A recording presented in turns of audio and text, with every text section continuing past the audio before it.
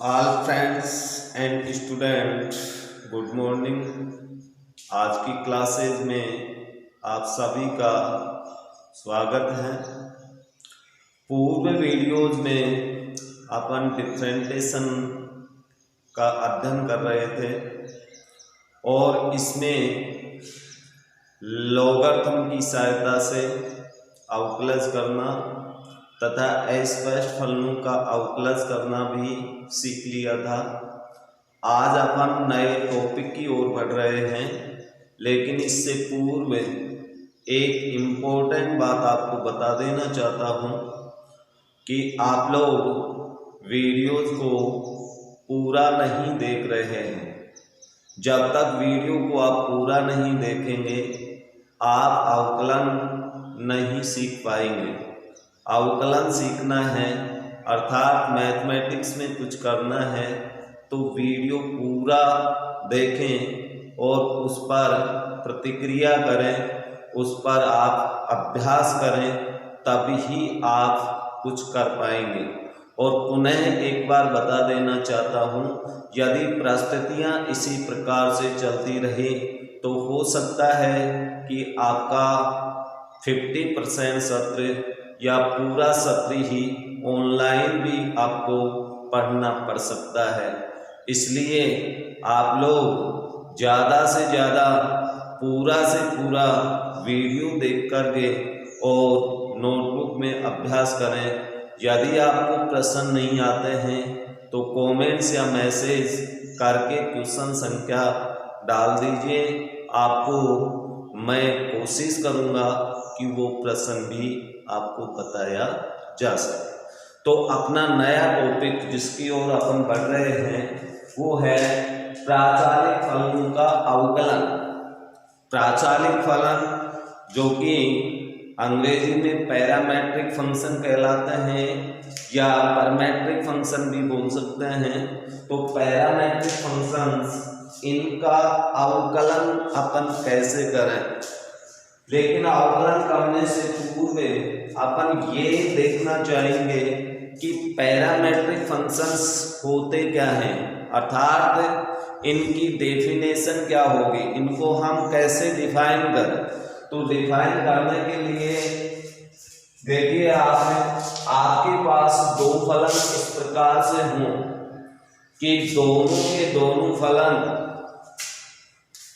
एक फलन y बराबर मान लीजिए कि t चर का कोई फलन है और दूसरा फलन x इक्वल टू f2, ये भी t चर के अंदर ही है। दोनों t के फलन है अर्थात y फलन तथा x फलन एक दूसरे से संबंधित नहीं है, लेकिन दोनों फलन t से संबंधित है। अर्थात ऐसे फलन जो एक दूसरे से संबंधित नहीं होते लेकिन किसी अन्य राशि के द्वारा वो संबंधित हो सकते हैं, ऐसे फलनों को हम प्राचालिक फलन कहते हैं अर्थात परमेट्रिक फंक्शन कहते हैं।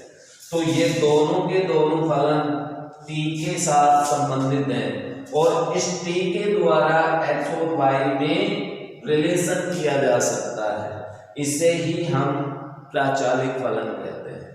और जो इनमें संबंध कर रहा है t, इसको हम प्राचाल कहते हैं।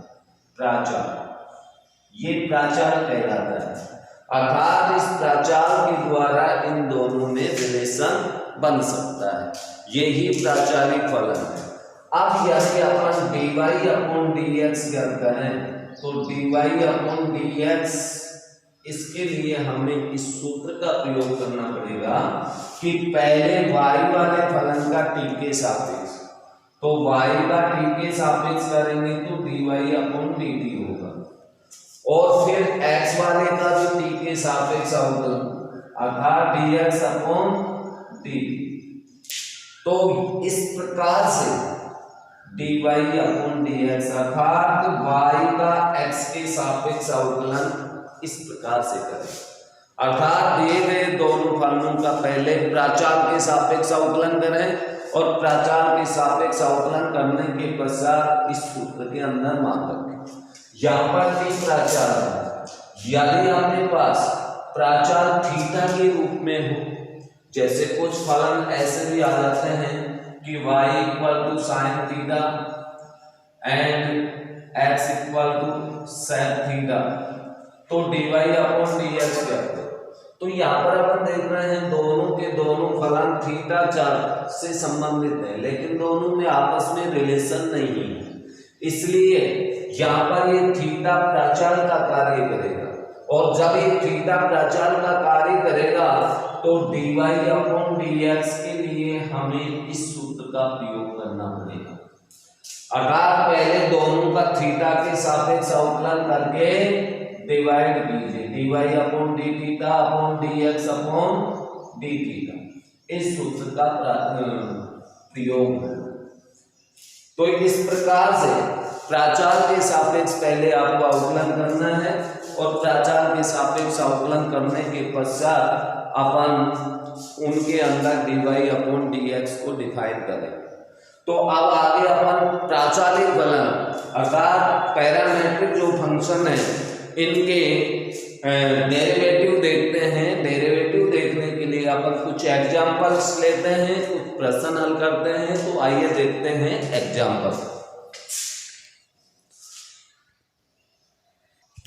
तो एग्जांपल्स देखने के लिए हो जाइए तैयार अपनी नोटबुक और पेन के साथ। तो यहाँ पर बुक्स का एक एग्जांपल है, 12th मैथमेटिक्स बुक्स का एग्जांपल है 16 का जो फर्स्ट क्वेश्चन है वो ये है, थर्ड क्वेश्चन ये है।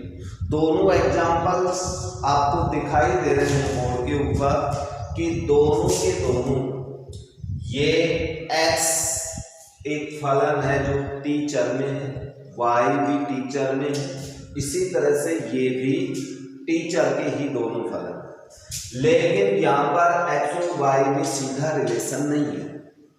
अर्थात ये दोनों के दोनों क्वेश्चंस एग्जांपल्स प्राचालिक फलन है, पैरामेट्रिक फंक्शन है, और पैरामेट्रिक फंक्शन है तो dy अपॉन dx ज्ञात कीजिए। प्राचालिक फलन का dy अपॉन dx ज्ञात करना है, और जब प्राचालिक फलन का dy अपॉन dx ज्ञात करेंगे तो पहले x का t के सापेक्ष dx अपॉन dt, t के सापेक्ष करेंगे तो dx अपॉन dt होगा, और dx अपॉन dt ज्ञात करेंगे तो dy dt किसका करेंगे 2ad स्क्वायर। यहाँ पर ये तो इसका गुणांक है, गुणांक ऐसे कैसे टी स्क्वायर का अवकलन करेंगे टी के सापेक्ष तो हमें प्राप्त होगा 2t, यानी कुल मिलाकर के हमें प्राप्त हुआ 4ad। इसी प्रकार से यहाँ पर y वाले फलन का भी t के सापेक्ष अवकलन करेंगे, अर्थात dy upon dt equal dy dt a t की पावर 4। तो अवकलन करने पर a तो इसका गुणांक है, t की पावर 4 का अवकलन करेंगे तो हमें प्राप्त होगा 4t³। अवकलन के सूत्र से ही अवकलन करना है, कुल मिला के 4at3। लेकिन हमें क्या करना है dy अपॉन dx, और dy अपॉन dx के लिए प्राचाल दी है तो हमें सूत्र लगाना पड़ेगा dy upon dt divide dx upon dt equal, इसमें मान रखिए dy अपॉन dt का मान ऊपर, अर्थात ये मान रखना है 4at³, इसके नीचे ये मान रखना है 4at। 480 से 480 काट देंगे तो ऊपर सिर्फ अपने पास क्या बचेगा टी स्क्वायर, अर्थात dy अपॉन dx का मान हमें प्राप्त हो चुका। तो इस प्रकार से प्राचालिक फलन का आउटकलन करना है। एग्जाम्पल नंबर 16 का थर्ड देखते हैं। तो इसमें भी उसी प्रकार से dx अपॉन dt, पहले t के सापेक्ष पहले फलन का अवकलन, यानी dy dx dt 4t का, और इसी प्रकार से इस फलन का भी t के सापेक्ष अवकलन करेंगे तो dy dx dt 4/t। जब इसका अवकलन अपन करते हैं तो हमें ये प्राप्त होगा 4 तो इसका गुणक है, अर्थात ये आपका अचर गुणक है। तो अचर आपके पास ऐसे कैसे होगा, चार आपका वेरिएबल t है, वेरिएबल t का t के सापेक्ष अवकलन करेंगे तो 1 आएगा, अर्थात इसका अवकलन 1 होगा। अब इसके बाद में ये वाला हल करें तो इसमें अवकलन हमें इसके अंदर 4 तो ऐसे कैसे रह जाएगा, लेकिन dy/dt किसका करोगे 1/t का, तो यहाँ पर dx/dt का मान प्राप्त हुआ 4 और dy/dt का मान प्राप्त होगा 4। यहाँ पर 1/t का t के सापेक्ष अवकलन, तो 1/t को हम ये भी तो लिख सकते हैं t की पावर -1, और जब t की पावर -1 का अवकलन करेंगे तो अवकलन करने पर तो घात हमेशा 1 और नेगेटिव होगी, अर्थात आपकी घात पहले आ जाएगी तथा घात आपकी 1 - 1, अर्थात कुल मिलाकर के -t की पावर -2, या इसको घात को पॉजिटिव करेंगे तो -1/t² हमें प्राप्त होगा। तो इस प्रकार से इसका अवकलन होगा -1/t²। कुल मिलाकर के इसका अवकलन प्राप्त हुआ -4/t²। लेकिन हमें ज्ञात करना था dy/dx, y का x के सापेक्ष अवकलन, इसलिए इसका सूत्र होगा dy/dx/dt।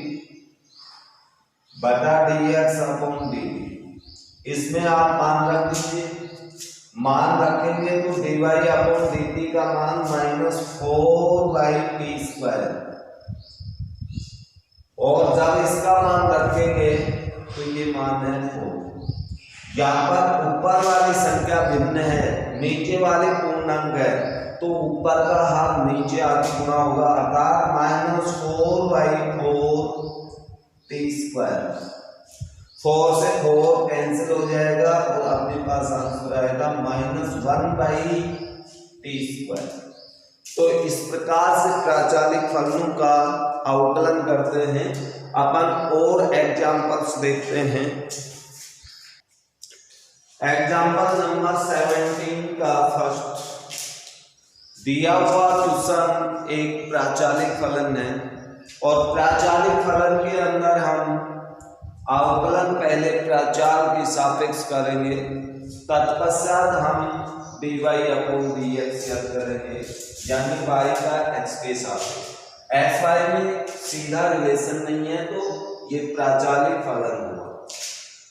और अवकलन करने के लिए यहाँ प्राचाल तो t है, x का रिलेशन t से, y का रिलेशन t से, लेकिन यहाँ पर ये इनवर्स फंक्शन होने के कारण t के स्थान पे हम एक ऐसा त्रिकोणमितीय मान रखेंगे जिससे कि ये इनवर्स फलन कैंसिल हो सके। अपन जानते हैं कि 2 tan थीटा अपन 1 + tan² कर दें इसको तो उसका मान sin 2 थीटा होता है, इसलिए इस प्राचाल को दूसरे प्राचाल में बदलना पड़ेगा पहले। तो अपन यहाँ पर मान लेते हैं, माना t = tan थीटा, अर्थात t प्राचाल थीटा प्राचाल में बदल जाएगा। थीटा की वैल्यू निकालने की आवश्यकता आपको नहीं। तो यहाँ पर अपने पास पहला फलन हो जाएगा x वाला sin inverse 2 tan theta upon 1 + tan² theta, और दूसरा फलन हो जाएगा y cos inverse 1 - tan² upon 1 plus tan square. यहां पर देखिए 2 tan upon 1 plus tan square, ये एक त्रिकोणमितीय सर्वसमीका यहाँ पर काम कर रही है, जिसका मान है साइन 2 थीटा, अर्थात साइन 2 थीटा का tan के रूप में ये मान होगा। इसी प्रकार यहाँ भी एक त्रिकोणमितीय सर्वसमीका काम कर रही है। त्रिकोणमितीय सर्वसमीका cos 2 थीटा का मान tan के पद में यही होता है, अर्थात इसको हम लिख सकते हैं cos 2 थीटा। तो यहाँ पर साइन इनवर्स फंक्शन साइन से कैंसिल हो गया और केवल 2 थीटा बची है। यहाँ पे y इक्वल टू आपके पास 2 थीटा ही बचेगा। अब यहाँ x वाला तथा y वाला दोनों के दोनों फलन प्राचाल थीटा से रिलेटेड है, और थीटा से रिलेटेड है तो दोनों का थीटा के सापेक्ष अवकलन कर दीजिए। तो इसका थीटा के सापेक्ष अवकलन करेंगे तो dx upon D theta, theta के सापेक्ष अवकलन। तो यहाँ अपने पास आएगा 2 थीटा का अवकलन थीटा के सापेक्ष dy डी थीटा 2 थीटा, 2 तो इसका गुणांक है और थीटा का थीटा के सापेक्ष 1 होगा, अर्थात कुल मिला के इसका अवकलन 2।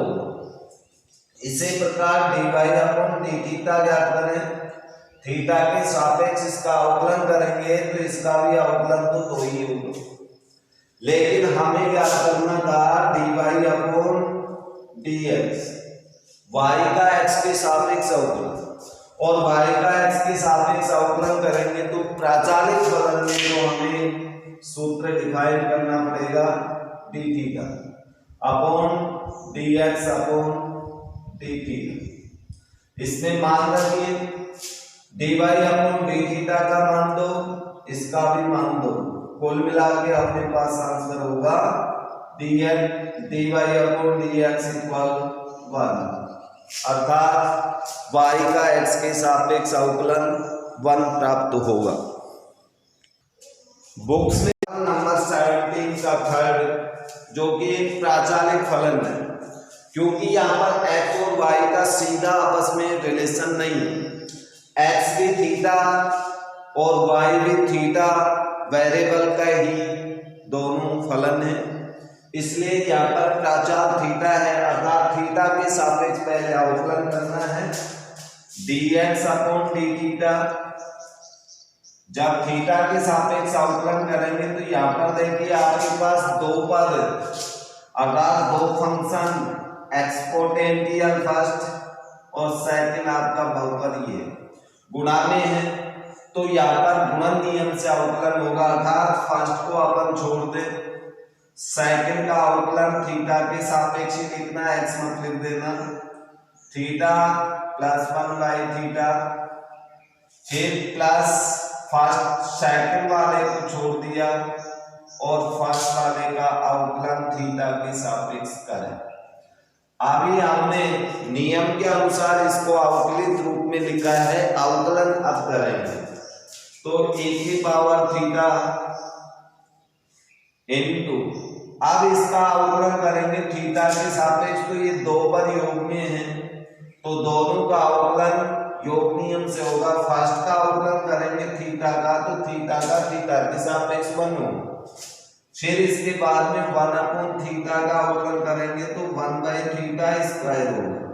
ये आपको करके बता देता हूँ, डी बाई डी थीटा 1 बटा थीटा का अवकलन, तो आप इसको भाग नियम से करें तो हर का वर्ग हर को छोड़ दिया, अंश का अवकलन 0 माइनस अंश को छोड़ दिया, हर वाले का अवकलन थीटा का अवकलन 1 होगा, तो कुल मिला के 0 माइनस 1 बाई थीटा स्क्वायर या माइनस 1 बाई थीटा स्क्वायर। एक तरीका ये है, दूसरा आप इसे ऐसे भी कर सकते हो कि डी बाई डी थीटा, तो 1 बाई थीटा को हम ये भी तो लिख सकते थे D by D theta, theta की पावर -1, और जब घात नियम का प्रयोग करेंगे x की पावर n वाला तो घात पहले आएगी इनटू थीटा की पावर 1 और कम हो जाएगी, तो यहाँ कुल मिला के माइनस थीटा की पावर -2,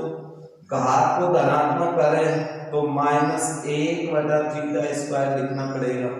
अर्थात इस प्रकार से अपन बटे वाली संख्या का उसी के सापेक्ष अवकलन करते हैं। तो ये थोड़ा सा ध्यान रहे आपको।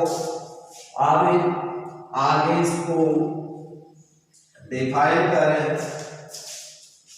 तो प्लस थीटा प्लस 1/θ, इसका अवकलन करेंगे e की पावर थीटा का। ये एक्सपोनेंशियल है तो e की पावर थीटा ही होगा, लेकिन इसका चर थीटा है, थीटा का करेंगे तो 1 होगा। कुल मिला के अपने पास ये आया e की पावर थीटा, एलसीएम यहाँ θ² होगा, प्लस यहाँ एलसीएम थीटा होगा तो θ² + 1 होगा। तो यहाँ पर e की पावर थीटा, कुल मिला के e की पावर थीटा सार्व होगा तो यहाँ θ² - 1/θ² प्लस θ² + 1/θ। अब इसका सार लेंगे तो e की पावर थीटा और एलसीएम θ², तो θ² - 1 plus θ³ plus theta,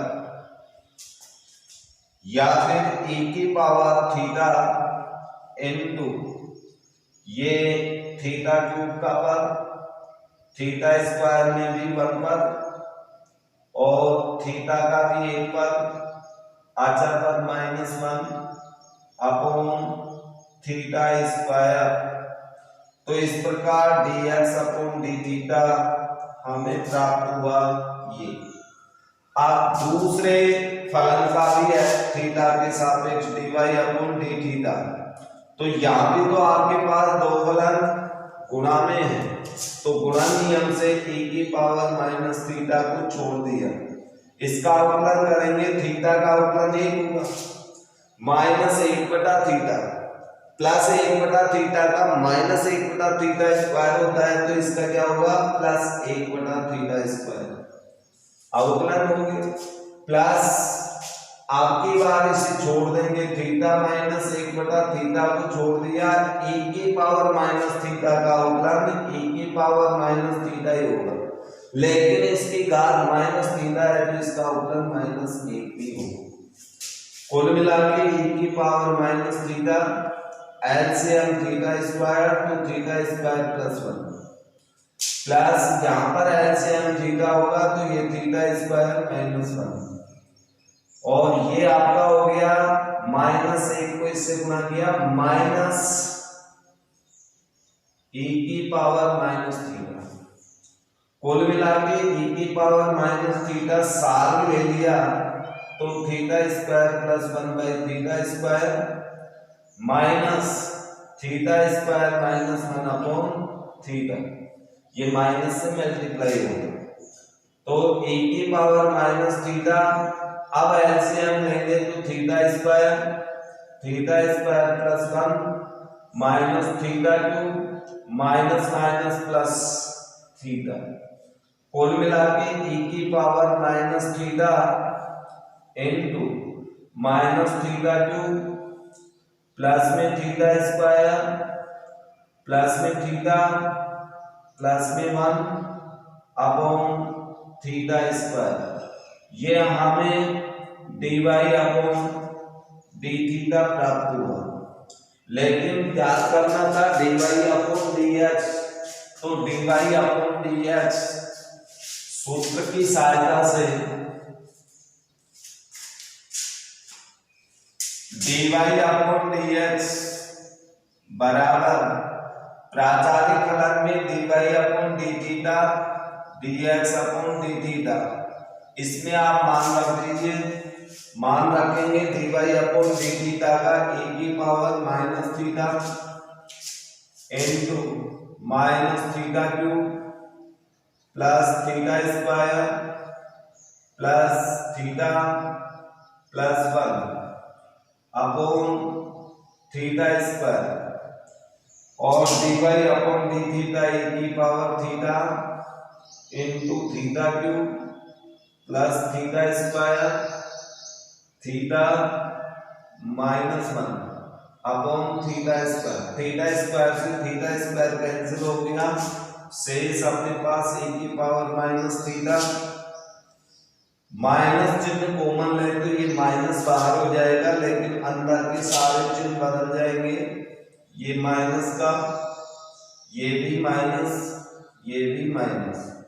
upon e की power theta cube plus theta square plus theta plus 1, ये हमें अवकलन प्राप्त होगा।